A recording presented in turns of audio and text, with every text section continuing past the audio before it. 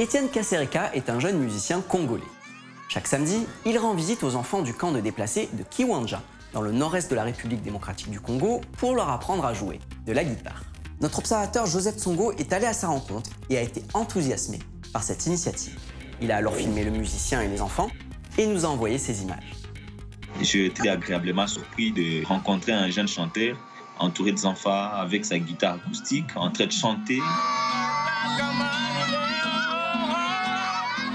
C'était en Kiswahili, il chantait Tunataka Amani Leo. En français, ça veut dire nous voulons la paix aujourd'hui. Ils étaient libres, ils étaient en train de chanter, de faire des gestes, de jouer, de rire. Ils les côtoient alors que les habitants au niveau local se méfient ces enfants. On pense qu'ils sont de voleurs, on pense qu'ils ne travaillent pas, on pense qu'ils sont paresseux. Les familles qui vivent dans ce camp ont pour la plupart fui la région du Lubero, un territoire marqué par les conflits entre les communautés Hutu, Nandé et Houndé. Elles vivent dans des tentes prêtées par le Haut Commissariat aux réfugiés de l'ONU et ne reçoivent que très peu d'aide des organisations humanitaires. Quant aux enfants, ils sont complètement livrés à eux-mêmes.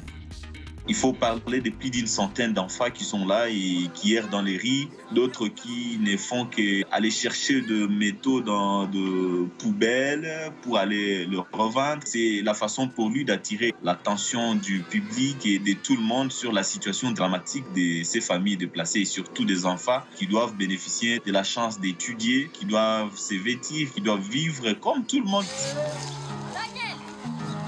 Ces enfants ne sont pas scolarisés, ces enfants sont traumatisés, ces enfants ils souffrent de tous les maux. Normalement, c'était de l'obligation de l'État de voir comment encadrer ces enfants. Les autorités au niveau local et provincial, on ne fait rien.